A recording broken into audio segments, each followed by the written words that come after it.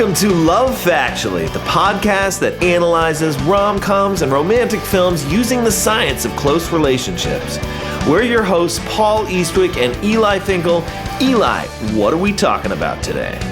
Today we are talking about Before Sunrise, Richard Linklater's 1995 indie masterpiece starring Ethan Hawke and Julie Delpy. The rapturous reviews for this philosophical, conversation-soaked, deeply romantic film produced a 100% freshness score on Rotten Tomatoes. Sounds about right. Yeah. Some of the themes we'll explore are how quickly attachment bonds can start to form, the relationship implications of believing that men and women are fundamentally different, and how self-disclosure can cultivate feelings of intimacy. And fair warning, we will be spoiling this movie today. So if you don't know why it's a really bad sign when you meet your girlfriend in Madrid and you were expecting to have dinner just the two of you, but then she invites 6 of her friends out too, you should go ahead and watch this movie and come back. Oh, it's a gut blow. I know. Like Pedro's coming, that's not a good sign. Not good. That's not a good sign. Now, there are 2 other movies that follow this one. We will not be spoiling those films. We are only going to be talking about Before Sunrise today. But you should probably just go watch those after listening to this conversation anyway. Yeah. So Eli, who are the key characters and couples in this movie? Before Sunrise has only 2 major characters, both in their early 20s. Shortly after they meet on a train, they decide to spend the night together exploring Vienna as if there's no tomorrow. Jesse is an American aimlessly tooling around Europe for a few weeks on a Eurail pass. He is spontaneous, charming, and cynical. Céline is returning to France from a visit to her grandmother in Budapest. She is sensitive, idealistic, and tough. The film also has 2 major non-human characters. The first, Vienna, is so much more than a setting. In the beauty of its architecture, the diversity of its entertainments, and the range of its social encounters, it represents the world in microcosm. And the second non-human character is time, which is both a gift from the universe and the closest thing the film has to a villain. Yeah. Jesse's flight home has a set departure time the following morning, and the ticking clock brings a sense of urgency. So, Paul, those are the chess pieces. Are you ready to give us 1 minute on how the film moves them across the board? Speaking of ticking clock, let's do it. It's ticking. On your mark, get set, go. Jesse and Céline meet on a train leaving Budapest. Céline moves her seat away from an arguing couple and sits near Jesse, and they start chatting. As Jesse reaches his stop in Vienna, he charmingly persuades Céline to pause her journey to Paris and spend the day and evening with him in Vienna before he boards a flight in the morning back to the States. She agrees, and they roam the streets talking for several hours, eventually kissing for the first time on a Ferris wheel. It takes some time before they finally discuss their relationship history with each other, but while playing pinball, Céline describes her breakup 6 months earlier, and Jesse describes how he took this trip to visit his girlfriend in Madrid, but discovered she didn't really want him there. Jesse and Céline start feeling more and more attached to each other, but they nevertheless decide that they don't want to pretend that they will keep in touch or see each other again after tonight, because long-distance arrangements always fizzle out. They have sex and sleep in a park, they take mental pictures of each other, but then at the train station, as they go their separate ways, they reconsider their decision not to see each other again, but instead plan to meet at the same spot in 6 months. Oh, plenty of time. You had 2.5 seconds to spare. Well done. Yeah, too easy. So, Eli, what is your relationship to this movie? It is profound. I had this experience. I had my own personal Before Sunrise. No kidding. So, cast that memory back to 1991. I was 16, and my parents had a conference. My dad and my stepmom were attending a professional conference in Rome. And they took their kid, the 16-year-old guy, me, on this trip, and I met this girl. I will call her Samantha. She was this, in my memory, spectacularly beautiful, charismatic, charming Israeli girl. And yes, we walked around all night talking, kind of hooking up, and we did exchange information. We did write some letters, but we never did see each other again. So I've had something pretty close to the Before Sunrise experience. And also fulfills the prophecy of, you'll write a few times and then it'll kind of disappear. That's true. It is. That's true. That was the road that they did not travel. Yeah, that's really interesting. So I've really noticed that every time I return to this movie and the other two movies in this sequence, they all feel different each time, in the same way that if you look into a mirror several years apart, you look different. It's like I feel different. You got to give me a trigger warning for that. Yeah, right. Seriously. Right? And so this time with this movie, I winced recognizing, the lofty ideals and the big ideas and the cynicism that they express. Like, that's all a younger version of myself. Yeah. And it feels further and further away. It feels much further away than the last time I saw this movie. And so I'm actually more nostalgic for it as well. So these movies, and I don't know what it is about them, but they teach you something about yourself. You're right. It's like every time. We can watch ourselves aging in these characters. Yeah, that's exactly right. So, Eli, do you want to start us off with a few things about what this movie gets right about the nature of close relationships? I could be here all day. So more than anything, what I loved about the movie is that it calls the lie to this schism in the relationships literature and the scholarly literature where you and I spend our days between initial attraction and established relationships. Yes. This idea, look, in fairness, it's you recruit research participants through different mechanisms, right? If you're trying to study initial attraction, you recruit people who have never met. If you're trying to study relationships, you recruit people who are in relationships long enough that they're willing to sign up for a relationship study. And so then you end up with this sort of weird schism between what happens when we are first meeting people and what happens when like meaningful relationships happen. And this movie puts the relationship development process in a turbocharger. And one of the studies that comes first to me is one that you convinced me to run. We ran this together, published this in 2008 on the attachment system. Right. Because the research literature on attachment is very clear that, the attachment bond, this feeling of deep emotional attachment to a let's say a romantic partner, takes a couple years to form. And I remember you saying like, yeah, okay, it takes a full year, full 2 years to fully solidify, but that process starts fast and maybe even in the opening minutes. And you witness in the opening minutes and hours deep, profound feelings of not only sexual desire, they certainly have that, and we all know that sexual desire happens in attraction contexts, but also deep feelings of emotional bondedness. They happen in the opening minutes and hours together. Where you really see it is that they have the first kiss at the top of the Ferris wheel. Yeah.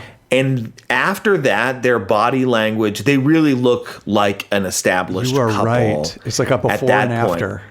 It is. And I think that is likely to be a very accurate depiction of how quickly the attachment kinds of behaviors, right? Like lots of touching and holding hands, but also like, the walk and cuddle. I don't know how else to describe it. It's called a wuddle.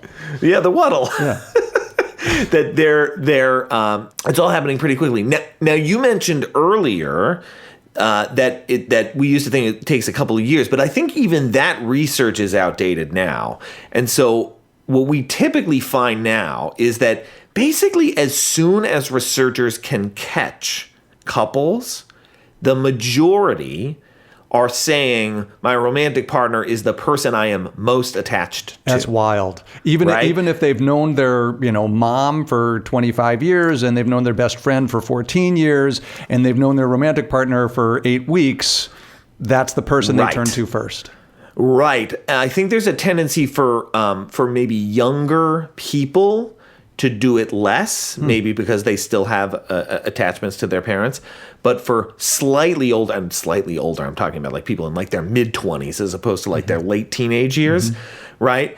It's basically once you can catch them, once they are officially in a relationship, the attachment is primarily to the romantic partner. And I think that's a pretty important idea for solidifying just how important attachment is to how people form relationships.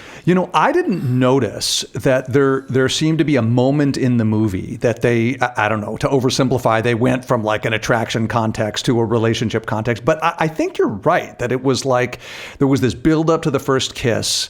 And then once they had the first kiss, the body language, the nature of the sort of connection felt different. What do you think it is about that? Is it some sort of like once they've had a first kiss, there's been a moment of mutual acknowledgement that we really like each other, that we're attracted to each other this way, and that reduces some of the insecurity that can come before that moment?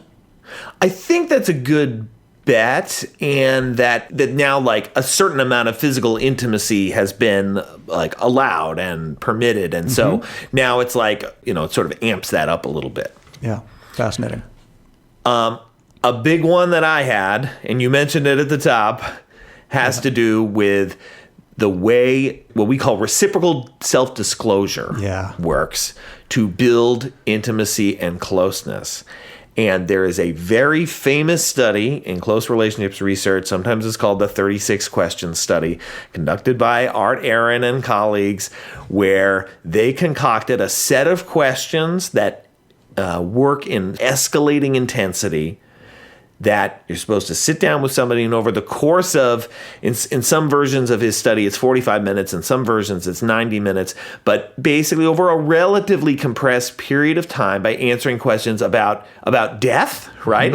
Right? There are questions about death in Art Aaron's study, lots of discussions about death in this movie. There that you see increasing attachment, closeness, feelings of affection for another person.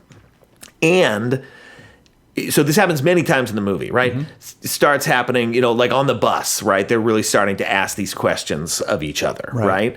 Right? They've skipped the resume exchange. They're going in right for the good stuff. But where it really hit me is later in the movie when they're sitting in the restaurant and they're doing the mock phone calls. And so here, Celine is pretending to be Jesse's friend from home, asking Jesse how he met Celine. How did you meet? On the train. Yeah, she was sitting next to this very weird couple that started fighting, so she had to move. She sat right across the aisle from me. So we started to talk, and she didn't like me much at first. She's super smart, very passionate, and beautiful. And I was so unsure of myself. I thought everything I said sounded so stupid. Oh, man. I wouldn't worry about that. No. No, I'm sure she was not judging you. No, and by the way, she sat next to you, no? I'm sure she did it in purpose. Oh, yeah? Yeah. And so when people can reflect back on what it is they like about somebody, sort of clarify those earlier moments, like from that very early moment, I'd already noticed you. That's, Art Aaron self-disclosure 101. You're right. And in this domain of reciprocal self-disclosure, our buddy Sue Sprecher and Stan Traeger, they've got this cool study that experimentally manipulates how the reciprocity works. So in one condition, like you talk about yourself for a few minutes, and then I talk about myself for a few minutes. In the other condition, it's interspersed. I talk briefly, you talk briefly, I talk briefly, you talk briefly. And then they look at how much people liked each other afterward. And it was that second condition where you say a thing and then I say a thing, and each of us is taking turns in terms of self-disclosing, sharing private information, personal information about ourselves. That's where you really get, on average, that's where you really get the deepest sense of attraction and connection to each other. And the movie does just a magnificent job of, almost like a tennis match of sort of passing back and forth who's sharing private, interesting information about themselves. Yeah, I mean, it's another thing I do love about this movie is it gives them both a chance to sort of divulge their inner life in about equal measure throughout. Right. I think that's really interesting too. What else did you have about what the movie gets right? A couple of things I could mention. I mean, one of them has to do with personality, something that you and I talk about less than some other relationships researchers surely would. And look, both of these people, maybe they're 23 or so, they're young and idealistic in their own ways, especially Celine, and they have lots of complaints. I think that she is higher than he is on a personality dimension that's correlated with relationship difficulties. And that dimension is one of the big 5 personality traits called neuroticism. So it's a tendency to, experience high levels of negative emotion, experience high emotional reactivity. And, she's not shy about it. She says things like, everything pisses me off. I'm afraid of death 24 hours a day. Like, I think she is high in neuroticism. What's interesting is if you look at the research literature on neuroticism in relationships, it's not a great sign, right? That is, people who are higher in neuroticism tend to have relationship difficulties. You may be familiar, I don't know if you remember, Paul, this 1987 Kelly and Conley paper where they basically followed people over 30 or 40 years. They, I think, got people in the 1940s and they measured their personality, and really the major predictor, these were heterosexual couples, man-woman couples who married in circa 1940, and then they followed them about 40 years later, and the major predictor of increased likelihood of breakup and increased likelihood of dissatisfaction in the marriage was each person's level of neuroticism tested at baseline and reported by third parties. That's interesting. I sort of half agree with you. I mean, I maybe the part that I don't quite agree with is, are we seeing her neuroticism, or are we seeing this just sort of like youthful punk rock angry energy, which he has too. He sure does. In about equal measure. Yeah. But anyway, for the sake of argument, yes, neuroticism is one of the attributes that tends to be associated with relationship difficulties. I think sometimes these effects are a little overstated, personally. When I look at the literature, there was a meta-analysis recently. It shows that the correlation between one's own neuroticism and relationship satisfaction, sort of bordering on medium. Mm-hmm. Yeah. So that one is there. The correlation between my neuroticism and my partner's satisfaction is notably smaller. It's not zero, right? And if you were going to point to one attribute that was a bad sign, it would, in a partner, it would be neuroticism. But I think Celine also says at one point, she's like, oh, the only person I could really hurt is myself. She's talking about it literally, but in a way that also applies to neuroticism too. It's mainly bad for you. To have neurotic, right? Your emotional instability is associated with your dissatisfaction. Yeah. It's worth working on that emotional stability for your own sake, mostly. Yeah, and you're right. It bleeds over less powerfully to the other person. But I think when it does bleed over, you can think of it as something like grievance proneness. Right? It's like the likelihood that you're going to feel, distressed about something that your partner did is a little higher. And that affects you more than it affects your partner. But there is some residual effect on your partner as well. Yeah, to the extent you're voicing and making a big deal out of it. Yeah, you're right. You could just stew in miserable silence. That's possible as well. She doesn't seem like a stew in miserable silence sort of gal. That's funny. What else do you have? One other one that I thought was interesting is we talk a lot about responsiveness, and one that's not as much part of the relationship science space, but is pretty famous in the clinical couples treatment space, is this idea of BIDS, this BIDS, the idea that there's all sorts of things that we do that are like kind of reaching out to our partner. They're subtle. The partner can miss them. The things like, oh, what a day, right? And that's like not like, oh, interesting, my partner made an observation about the day. It's like, no, I was trying to start a conversation. And I think that the film does a nice job of this. So there's one part I like when Jesse says to Celine, would you be in Paris by now if you hadn't gotten off the train with me? No, not yet. What would you be doing? I'd probably be hanging around the airport, reading old magazines, crying in my coffee because you didn't come with me. Oh.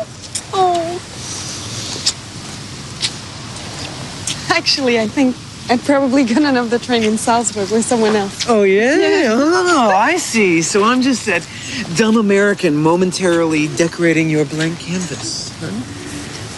I'm having a great time. Really? Yeah. Me too. So what's fascinating for me about that clip is she's playful and she's teasing him when she says, oh, I'd probably gotten off with some other guy in Salzburg.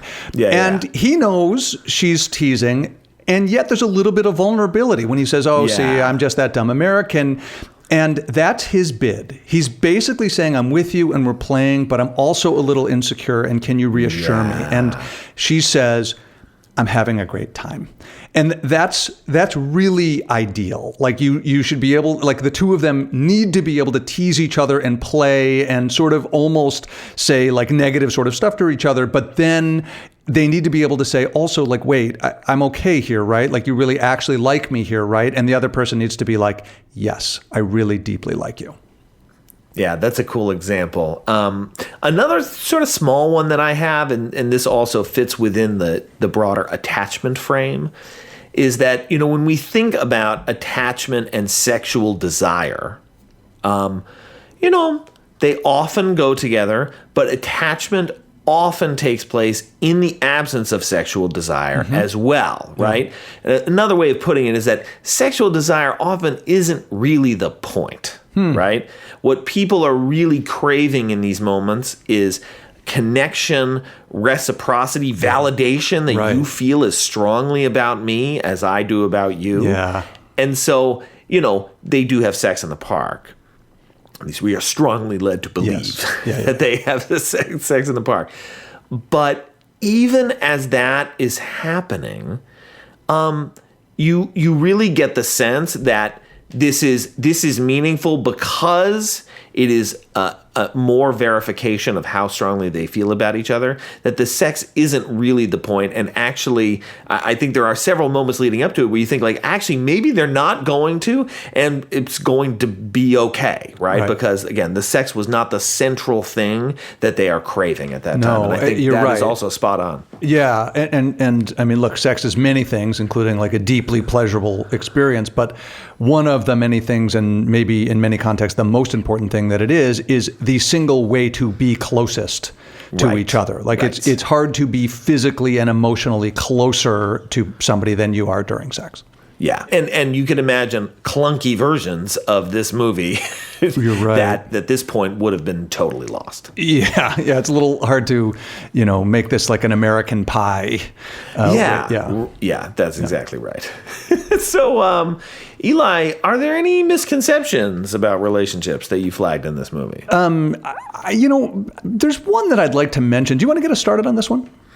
Yeah, I feel like, so I have a small, this is a nitpick, okay? This is a small thing. And then we'll get into one that's like a little more like medium sized. Okay. The nitpick is this, is that, so I am taking at face value the idea behind this movie, right? Their enemy is time. They have stepped outside of their real lives into this compressed period of time. We're watching a compressed relationship. In fact, I love that for all the points that it makes about attachment. I still feel like legally obligated to point out that the period of time from when they meet to when they first kiss is very short. That's several standard deviations below the mean. Right. Even for, two people who are into each other, it usually takes much longer. That's a nitpick. I'm glad the movie is what it is. Okay, moving on. So I mean, because other movies I'll hammer them for that, but I'm not going to hammer this movie for that. Okay. Now, so let's talk about their various discussions of gender in this movie, right? So they talk a lot about men and women and how men and women are different. Now, in some ways, that just comes across as their sort of youthful exuberance, but also cynicism. A little bit of anger, a little bit of idealism. It's all kind of mixed up in there. Okay, and so talking about what men are like and what women are like might seem to be like the harmless kind of banter that you have when you're young or you're getting to know somebody and you're just chatting about how you see the world. Okay, but in actual relationships, really essentialized beliefs about gender tend to bode poorly ultimately for how the relationship is going to go. Yeah, it's fascinating. This was mine as well. And look, I don't actually know where the film stands on this issue. So it is a little confusing. I don't know if it's like a misconception, but certainly I think the characters are playing with fire, and that's a great way of putting it. I mean, like, so for example, one of the more classic ideas in relationship science is that there is a collection of ideas that people sometimes call dysfunctional relationship beliefs, and it includes items like one of the major causes of marital problems is that men and women have different emotional needs. So to the degree that you think that men and women just have fundamentally different emotional needs, how satisfied do you tend to be in your marriage? And the answer is less. To the degree that you hold this belief that men and women are really just basically and deeply different, you tend to be less happy in the marriage. Now, these were all marriages between a man and a woman, and the effects were there for both the man and the woman. And so what you noticed in the movie, I definitely noticed. They had big talk about gender. It's interesting, it's important, but I do worry about the relationship future if both of these people form a deeper relationship and continue to hold these beliefs that is correlated on average with relationship challenges.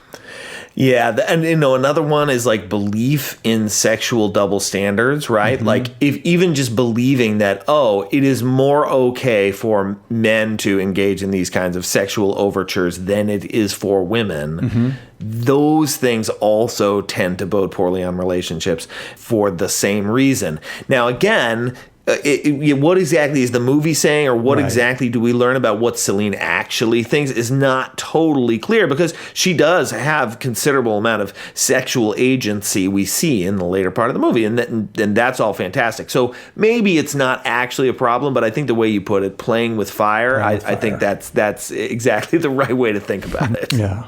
So are we okay with this movie? Anything in here raise any moral concerns? I mean, there's one interesting issue that I'd love to chat about with you. Yeah. I don't know if I would put it in the category of a moral concern. I think the movie's aged quite well. Yeah. I didn't find myself morally challenged, even though I think the ideas are moral and interesting. I didn't love the homeless person joke. That one I thought aged kind of badly. That didn't feel great. But again, that's in the sort of the smaller category of like a joke. Stuff that didn't go great.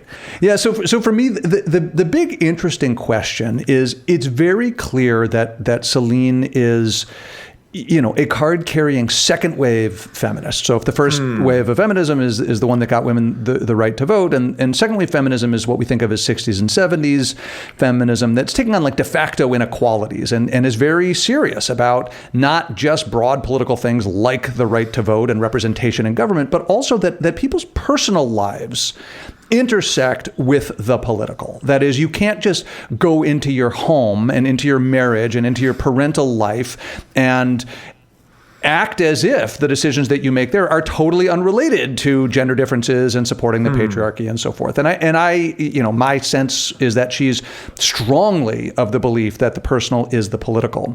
So in terms of the moral implications, I find that fascinating and don't really have a strong moral point of view about it. But I think it is an interesting thing for relationship scientists to consider.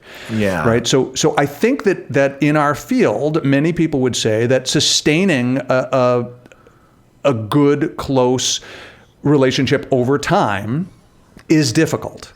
And it seems plausible that if our fights are about the dishes, fair enough. But if our fights are about the dishes, and that carries the weight of patriarchal hegemony, and therefore the fight isn't really just about the dishes, but is really about something much bigger and broader, my guess is that it makes it a little bit more difficult to resolve conflict in the relationship.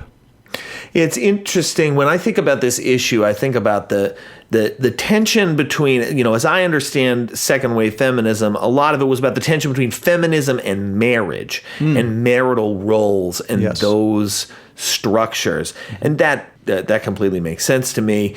But you can also imagine how some people might interpret that as tension between feminism and attachment. And Celine seems to be wrestling with this. And I would just kind of call this hetero-pessimism, right? Yes. It's just sort of a lingering malaise about the idea that men and women can never really get along. And she talks about, she says, I feel this pressure to be strong and independent. without having my life revolve around some guy, but loving someone feels really important. So Right. how do I resolve those things? Yeah. And I think that's like a version of what you're talking about, and that's the one that would make me nervous about if it's getting in the way of people attaching, right? Like, does the political shape roles? Like, of course it does. Right. But the political doesn't have to shape our attachments to each other. And she seems to be going down that road, and that's the kind of thing that would make me nervous. That's interesting. Yeah, that sort of is a reference back, I think, to this idea that fundamental views that women and men are fundamentally different. It's hard to connect across such a divide. Yeah. So tell me about some quotes you got. I cheated.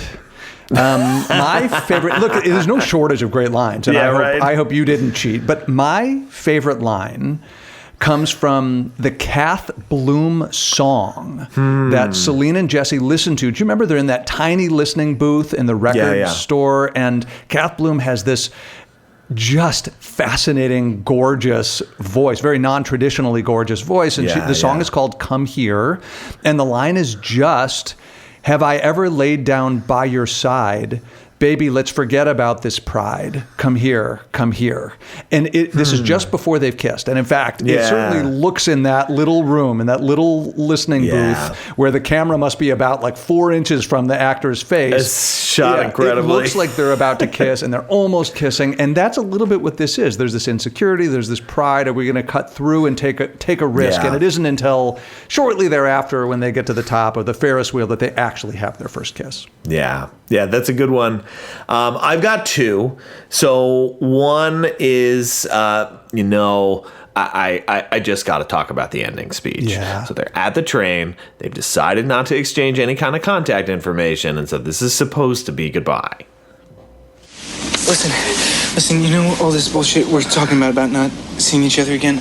I don't want to do that. I don't want to do that either. You don't either? I was waiting for you to say it. Why didn't you say something? I was afraid maybe you didn't want to see me. All right, well, listen, what do you want to do? Maybe we should meet here in 5 years or something. All right, 5 years? 5 years, that's a long time. It's awful. It's like a sociological experiment. How about 1 year? 1 year, all right. 1 year. How about 6 months? 6 months? Yeah. It's gonna be freezing. Yeah. Who cares? We come here, we go somewhere else. Okay. I think what's so glorious about that quote and that whole scene is like as they are approaching the train, they look panicked. I understand why. Yeah, they look like they just have this look like, what are we doing? What are we doing? What are we doing? And we have like seconds to decide what we are going to do about this. And I just love that he cracks. And he's like, I don't want to do this. And everything sort of comes down, and like the walls come down, and then it feels like the dam bursts, and it's just a lovely moment of them getting a chance to reconsider what it seems like such a sensible decision a few hours earlier. Yeah, and again, just a quick thing on that. It is so vivid how different the world is now. There is just no way that they wouldn't have a way of contacting each other again, that the stakes would feel this high. Yeah, it is. It's like from another age. Yeah. Any other quotes from you before I launch into my second one? No, but I'm dying to hear the second one. Okay. All right. My second one is, and this is toward the end, but I just thought this was a gorgeous way of imagining what love would look like in the future with somebody.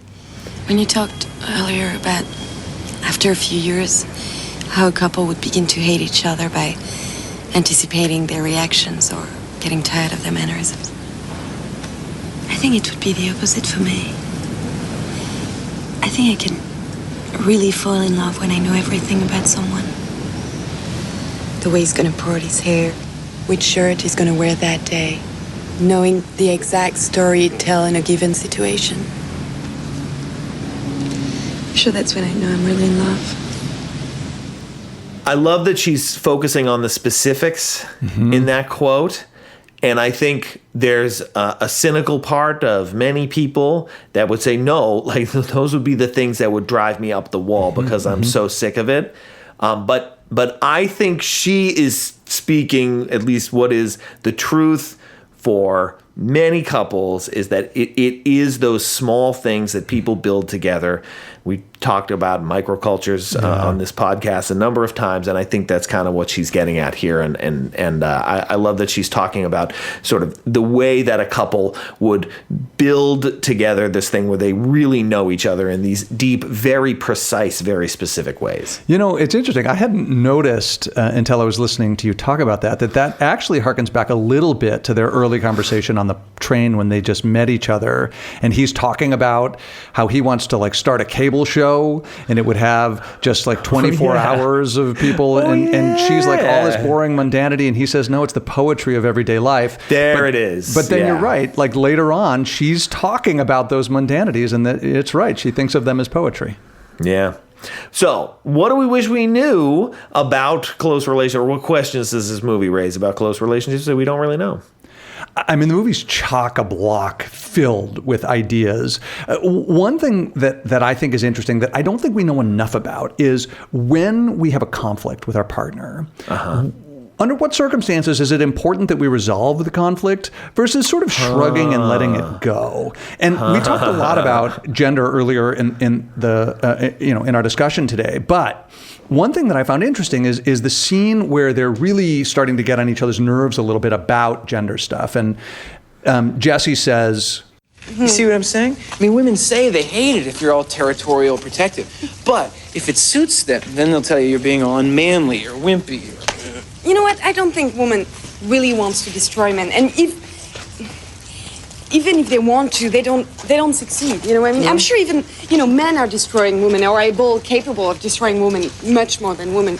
Well, anyway, it's depressing. I mean, you know what? What? You want to stop talking about this? Yeah, I hate it. Man, woman, it's there's no end to it. It's like, So I don't know that everybody was able to catch exactly what happened at the end of that clip. So Celine, they're getting into this discussion about gender, they're getting on each other's nerves, and it's gone a little too far. And so she interrupts herself in the middle and says, well, you know what? And he gets it. He knows what she's about to say, and he says, what? You want to stop talking about this? And then they talk over each other a little bit, but Celine says, yeah, I hate it. Man, woman, there's no end to this. And he says, it's hard to catch it. He says, okay, over it is. And I don't think we know very much about this idea of when and why is it a good idea just to say, you know what, let's just let this one go rather than really trying to work on and resolve the conflicts. It isn't clear to me what percentage of the time the things are truly resolvable anyway. And if there's a conflict like this that's going to make us fight repeatedly and is not going to be easy for us really to understand each other, when is it okay to be like, you know what, you have your views and I have mine, and we're just going to move past it? That's a good one. One thing I wish we knew is that I think it's interesting to think about what happened between the moment that they were taking the attitude like, hey, this is fun, like we're really enjoying this, but we're not going to keep this up afterwards. And then, as we discussed, they're headed toward the train and absolutely panicking. So between the scene on the boat and the final scene at the train, and there is something that took place in between, which is they had sex in between. Yeah, they did. Now, I wonder sometimes if, evolutionary psychology perspectives on sex and mating have kind of broken our brains about what short-term sex is and what it means, right? That the idea would be, this is a short-term mating situation. You would have sex with them one time and then you would move on and look for other people to have sex with. Yeah. There's another way of thinking about sex that I think is far more useful, and it's the idea that sex is about seeing if you have good chemistry, because if you do, you would want to keep having sex more in the future. Yeah. Okay? And this actually comes from the biologist Richard Prum talks about this, how unique humans are in that not only are women, unlike many other primate species, women are able to have sex at all points in their ovulatory cycle. Women enjoy having sex far more than most other primates do. But it's also like pretty hard, relatively speaking, for humans to conceive. And so part of the logic there is that having sex repeatedly is part of building the bond. So if you have sex and it's good, you want to keep doing it. Yeah. So that's what I've happened. heard. Yeah, right. so I think that's a useful way of thinking about what happened in that moment is that it was good. It was a bonding experience. And now they're like, wait a minute, we don't want to let this thing go. Yeah. And so I just find that a much more useful way of thinking about what it means to, meet somebody that you don't know that well, meet a stranger, like you have sex, but like that doesn't make it short term. What makes it short term is we had sex and the sex wasn't great. Right. It's funny now that you say it, it's kind of a wild idea that like to the degree that I had like really hot one night stand sex, I sort of don't want to do it again. It's a weird idea. Yeah. Another question I had, so early in a relationship, when people are really sort of just getting to know each other, feeling each other out emotionally, and have some reservations about the level of intimacy, how vulnerable they're willing to be, how do they decide when to escalate the conversation? And one thing that this movie did that was interesting, you already referenced the weird phone call scene, like not an actual phone call, but sitting across from a table at each other and just saying the words, ring, ring, ring, and then pretending to talk to our friends. But that was a device that she came up with and the two of them used, I think, to express ideas that were at the outer realm of what they were comfortable talking about. Yeah, and by the way, there was a period earlier when they're on the bus, and I think one of the earliest scenes after they've gotten off the train, and they're like playing this game where they're going to answer questions and they have to answer truthfully, and he escalates pretty quickly. And I think the question is, describe for me your first sexual feelings towards a person. And I was like, whoa, that's a big one. But he sort of puts on his like Dr. Ruth voice. He's like, describe for me your first. I can't really do it, and frankly, neither can he. But it's interesting. In both cases, there was like an escalation of the intimacy, of the vulnerability, and in both cases, they seemed to feel like they couldn't just come out and talk. They had to have some sort of device. Yeah, playful device to be like, this is happening, but we're sort of removed a little bit from it so it's safe. And I don't think we know much about how people decide to escalate intimacy and when they're at the outer limits of what they're confident in doing or feeling secure to do. Are there devices that they use in order to break through their boundaries? Well, it is kind of relevant to the Art Aaron 36 questions, right? That it's like, we're providing this framework for people to engage in this escalating intimacy. I mean, not to put you on blast or anything, but one point 20 years ago, Eli and I went speed dating. He brought the Art Aaron cards with him, right? So that is a little bit like you using your Dr. Ruth voice to chat with your speed dates about the more intimate topics. I don't think you went as far as Ethan Hawke did. No. But see, look, you did it. I don't know that our listeners have quite enough context here. So the first year that I was a professor at Northwestern, 0304, Paul, you were a first-year grad student here at Northwestern, and our class, our PhD class, the one I was teaching on relationships, had this discussion about how you'd want to study attraction because it wasn't something that people were doing very much these days. And the class collectively, without my knowledge, identified that there was like a speed dating event coming to town, and so we decided to go. It's like an optional field trip for the class. And so, yes, as a relationship scientist, I had an index card that had the high intimacy questions from Art Aaron's research procedure on one side of the card and the low intimacy questions on the other side of the card. And I busted out that card on my speed dates. It's true. It was funny. Yeah.